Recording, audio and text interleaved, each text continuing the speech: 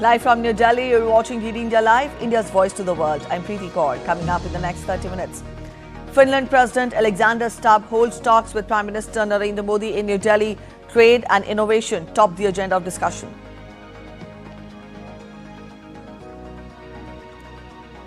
Global leaders gather in New Delhi for Raisina Dialogue, conference on geopolitics and geoeconomics. Prime Minister Modi and Finland President to inaugurate the event.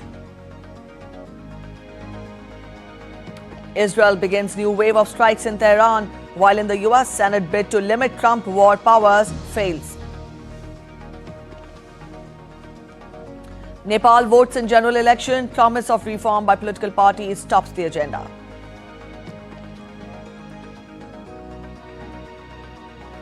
And in T20 World Cup, India to face England in the second semi-final. Winner of the game to face New Zealand in the final on Sunday.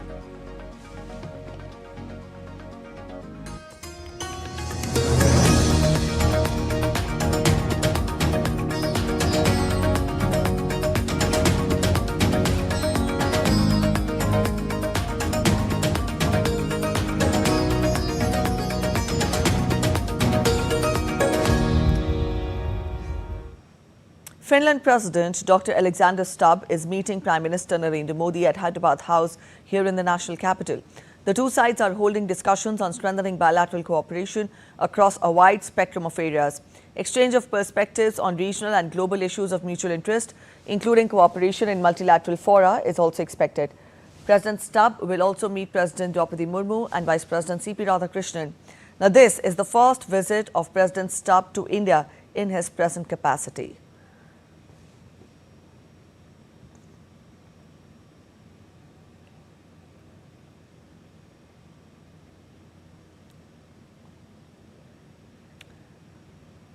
Ahead of his meeting with Prime Minister Modi, External Affairs Minister Dr. S. Jaishankar called on the visiting dignitary.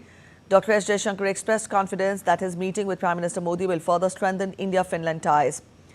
The minister said he looks forward to President Stubb's address later this evening at Raisina Dialogue.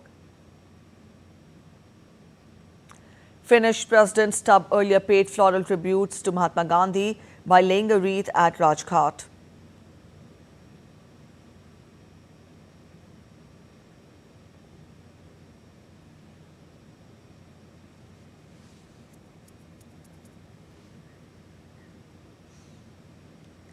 Dr. Alexander Stubb, President of Finland, paid his tributes to Father of the Nation Mahatma Gandhi at Rajghat in the national capital today morning.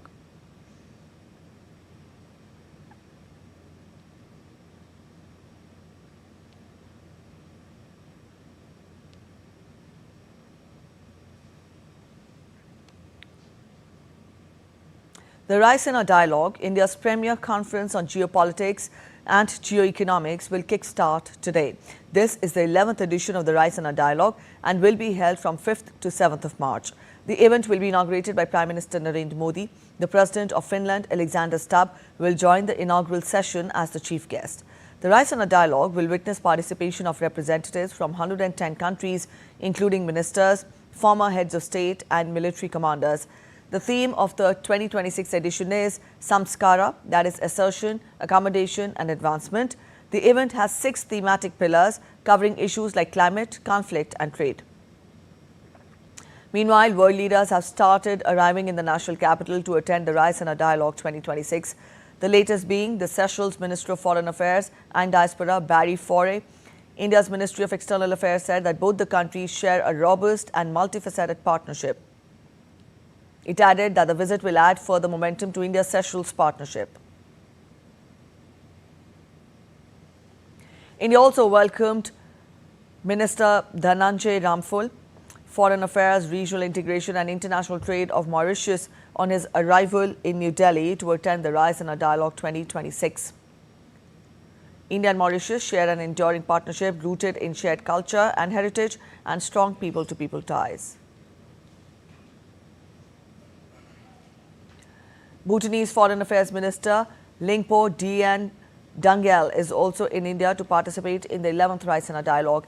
India-Bhutan partnership is founded on deep mutual trust, enduring friendship and goodwill. His visit is expected to further strengthen bilateral cooperation and impart renewed momentum to the close and long-standing ties between the two countries.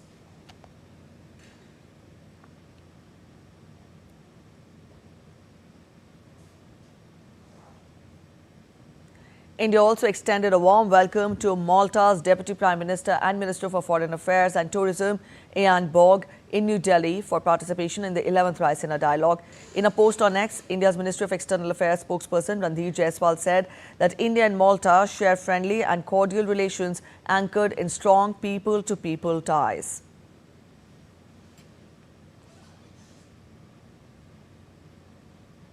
Moving on in other updates, Canadian Prime Minister Mark Carney has praised Prime Minister Narendra Modi for his leadership, discipline and focus on delivering benefits to citizens while signalling Canada's intent to deepen cooperation with India across key sectors.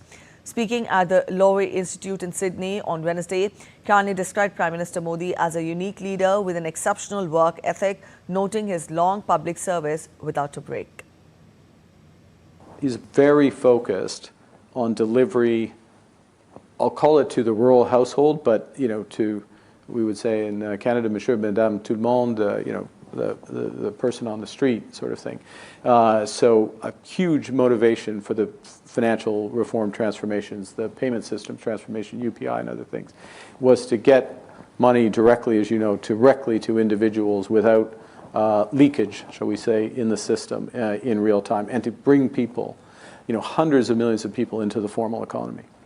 And he's very focused on that aspect of delivery. So here he's, up at this global level, operating, India rising, challenges, but much positive. But a leader who keeps bringing it back down to that level. So there's much to see there. He's unique, I would say. 25 years. I was telling Glenn Stevens this. 25 years, and he has not taken a day off. 25 years straight as either chief minister in Gujarat or prime minister, not one day off.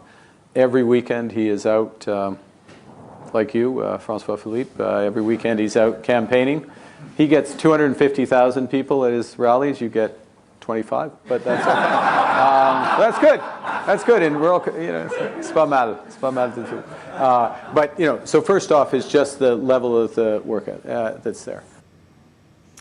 India's role and share in global trade are continuously increasing in line with the goal and journey of a developed India, Viksit Bharat. To achieve this objective, India is consistently signing trade agreements with various countries across the world.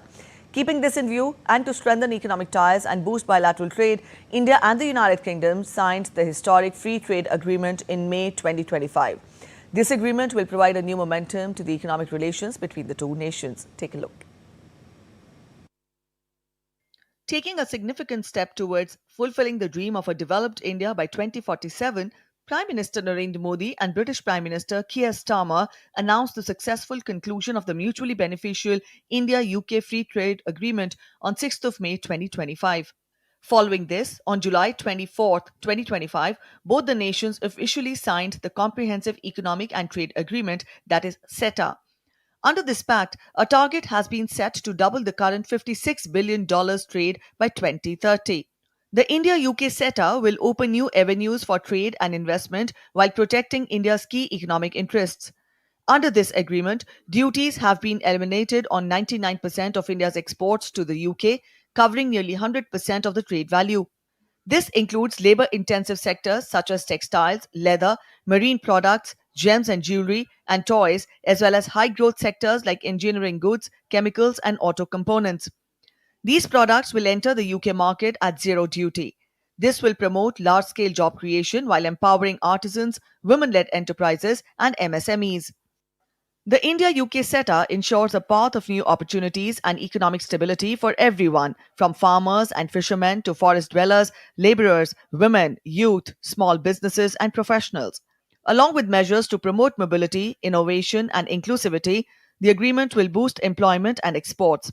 Following the pact, UK markets have become duty-free for almost all Indian agricultural exports, with limited exceptions. This agreement will provide an extensive market in the sectors of IT, financial services, education, and healthcare. It will also help create a structured framework for the temporary movement of professionals. Additionally, under these provisions, up to 1,800 Indian chefs, yoga instructors, and classical musicians can work in the UK every year. India has protected its sensitive sectors under this agreement. These include dairy, grains and millets, pulses and vegetables, as well as gold, jewelry, and lab grown diamonds. India has also negotiated terms for certain essential oils, vital energy fuels, marine ships, oil clothes, optical fibers, and critical polymers. The government of India has taken a firm stand to protect the interests of farmers, MSMEs, and national priorities. The free trade agreement between India and UK will not only empower both nations economically in the future, but will also bring them closer strategically and politically. Bureau Report, DD India. Moving on, voting continues peacefully in Nepal from 7 a.m. in the morning nationwide today. Prime Minister Sushila Karki had cast her vote at the Dhapasi Lower Secondary School Phaimalchuli voting centre located in Kathmandu Constituency 5. Following her voting, she shared her thoughts with the journalists, expressing her joy at the enthusiastic conduct of the election. She also remarked that she has fulfilled her own duty. Elections are taking place in the country and she is extremely happy. Other political leaders like Rabi Lamichane of RSP cast his vote in Chachapati, and Balen, who is Prime Ministerial candidate of RSP, cast his vote at Tinkune. Till 11 a.m., 1.9 million vote had been cast. Till noon, voting across Nepal is happening peacefully under strict security. Moving on in other updates, India's Ministry of External Affairs on Wednesday strongly rejected claims circulating online that Indian ports are being used by the United States Navy to launch attacks against Iran.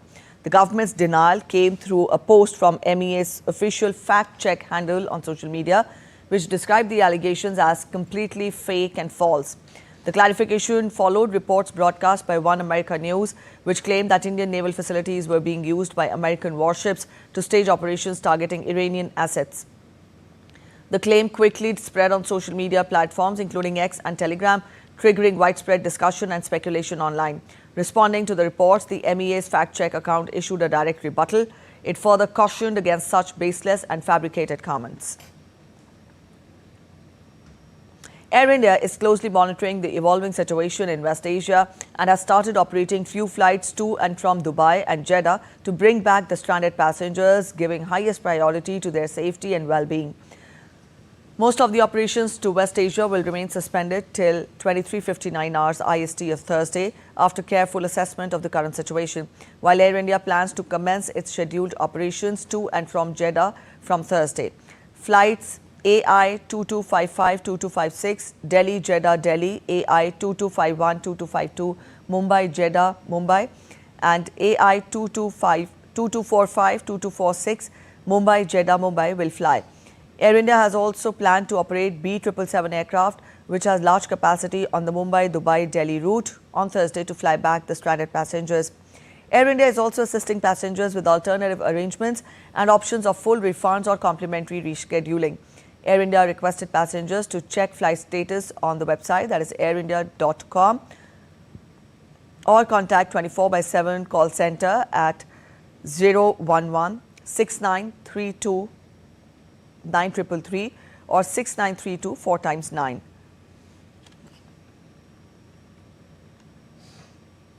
SpiceJet continues to operate multiple special flights from the UAE to India to support passenger travel during this time. Additional flights have been scheduled to ensure smoother connectivity. Meanwhile, in view of the evolving security situation in the Persian Gulf region, the Directorate General of Shipping has constituted a dedicated 24/7 quick response team to ensure timely assistance, coordination and welfare support for the Indian seafarers. The team will facilitate effective communication and crisis response by working closely with shipping companies, RPSL entities, Indian missions abroad and the families of the seafarers. The Ministry of Ports, Shipping and Waterways is actively engaged in ensuring the safety and well-being of Indian seafarers during this period, maintaining close coordination with all stakeholders to provide necessary support, assistance and evacuation facilitation if required. India remains firmly committed to the safety, welfare and well-being of its seafarers.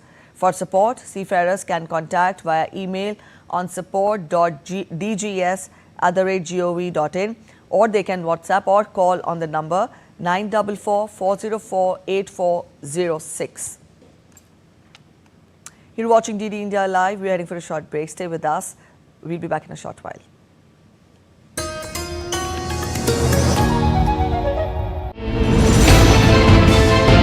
geopolitics and trade deals, economic challenges amid development, hard work and the path to prosperity. It's the economy always. Between walkers, money is what money does and says. Supply creates its own demand. Between the bulls pulls and bears tears. When supply chains globalization and India rises to the podium. We'll get you centered with the economic brief at 8 p.m. every Thursday on DD India.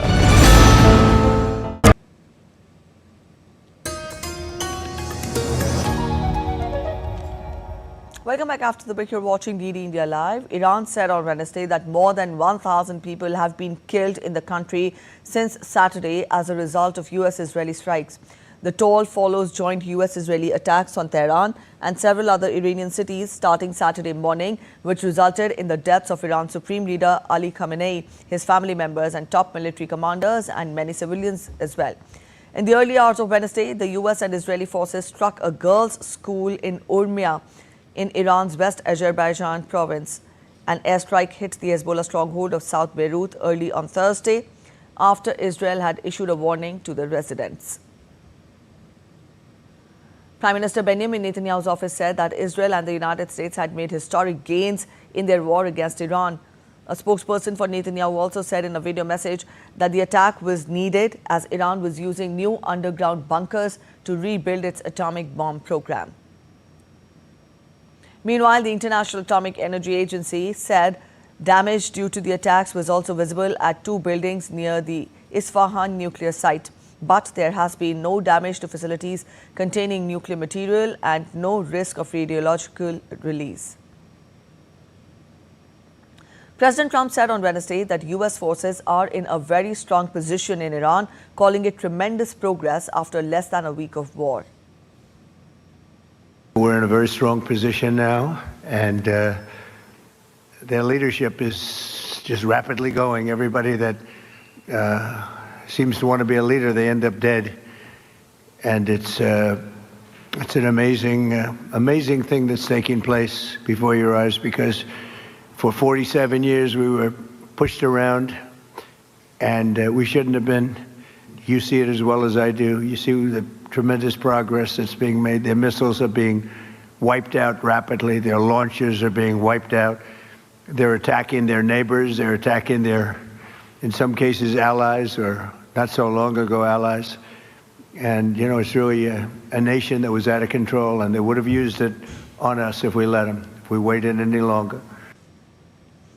The US Senate rejected a resolution aimed at curbing President Donald Trump's authority to continue military strikes on Iran. Senate Republicans backed President Trump's military campaign against Iran on Wednesday, voting to block the bipartisan resolution aiming to stop the air war and require that any hostilities against Iran can be authorized by Congress.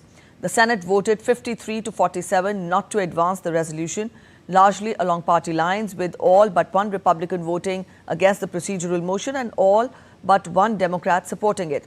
The measure had not been expected to succeed. Trump's fellow Republicans hold slim majorities in both the Senate and the House of Representatives and have blocked previous resolutions seeking to curb his war powers. Members of the House debated a similar Iran war powers resolution and are expected to vote on it on Thursday. Meanwhile, outgoing projectiles streaked across the night sky over southern Beirut's skyline early on Thursday. Lebanon has been dragged deeper into the conflict that has engulfed the region since the United States and Israel struck Iran. Hezbollah launched drones and rockets at Israel on March 2nd, prompting Israeli retaliation that has killed dozens of people. Many thousands of Lebanese have already fled their homes in Hezbollah-controlled southern suburbs of Beirut and the south parts of the country that bore the brunt of the 2024 conflict. Australia and Canada have signed new agreements on critical minerals as Canadian Prime Minister Mark Carney made a landmark address to the Australian Parliament on Wednesday. Introducing Carney in Parliament, Australian Prime Minister Anthony Albanese said that his address represented the closeness of the ties between the two nations. He also said that both the countries are middle powers in the world that is changing and have decided to back each other. Carney, in his address thereafter, echoed the sentiment, saying that in a world of great power rivalry, middle powers have a choice: compete for favour or combine for strength. Carney's stop in Australia included the first address to Australia's Parliament by a Canadian leader since 2007. On the Critical Minerals Agreement, Albanese said that Australia would join Canada's G7 Critical Minerals Production Alliance, an initiative to diversify and secure global critical minerals production and supply. A power outage struck most of Cuba, including Havana, the state electric utility, as the communist-run government grapples with increased pressure from the Trump administration that has curtailed oil shipments. Cuba has experienced a series of major blackouts in recent years, even before U.S. actions to cut off oil shipment, particularly from top supplier Venezuela after Washington's action against leader Nicolas Maduro in early January. Cuba's government has attributed its economic crisis to decades of economic sanctions from the U.S., contributing to the lack of investment in power generation and the electric grid. Mexico, an alternate supplier to Venezuela, said it would halt supplies after the U.S. threatened tariffs on countries supplying Cuba with oil. Let's talk of sports now. India will bid to become the first team to successfully defend the 2020 World Cup title as they square off with England in the second semi-final in Mumbai on Thursday. Now, this is the third T20 World Cup, a semi-final in a row between the two teams. Each time the winners went on to lift the trophy. With the final berth at stake, the high-pressure knockout game promises to be nail-biting and engrossing. Gaurav Kumar has more on this. The stage is set for a blockbuster showdown at the T20 World Cup as defending champions India take on England in the second semi-final in Mumbai. It is the third successive T20 World Cup semi-final clash between them, and each time the winners went on to lift the trophy. England had hammered India on the way to the title in 2022 before the latter got their revenge in 2024. In this edition, both teams have a similar campaign so far, losing one match. But India's top order has struggled, with opener Abhishek Sharma managing only 80 runs in 6 matches with 3 ducks. Sanju Samson's unbeaten 97 against the West Indies was a welcome boost, however, and India boasts explosive firepower in the middle order with Surya Kumar Yadav, Tilak Verma, Hardik Pandya and Shivam Dube. There are fewer concerns over the hosts' bowling unit, led by spinner Varun Chakravarti and pace spearhead Jasprit Bumrah. While England reached the semi-finals by winning all 3 Super 8 matches, Will Jacks remains their trump card with 191 runs and 7 wickets. However, the failure of Jos Buttler and Phil Salt is a worry. But spinners Adil Rashid, Liam Dawson and Jacks could be dangerous. In bilateral contests, India have an upper hand by winning 17 of 29 matches, while England were victorious in 12. There have been 5 matches between the two teams in the T20 World Cup. India has won 3, England 2. At the Wankhede, both teams have won 1 match each. So all in all, it's a new chapter for Team India, because whatever happened earlier, that is history. Now they have to create history by beating England.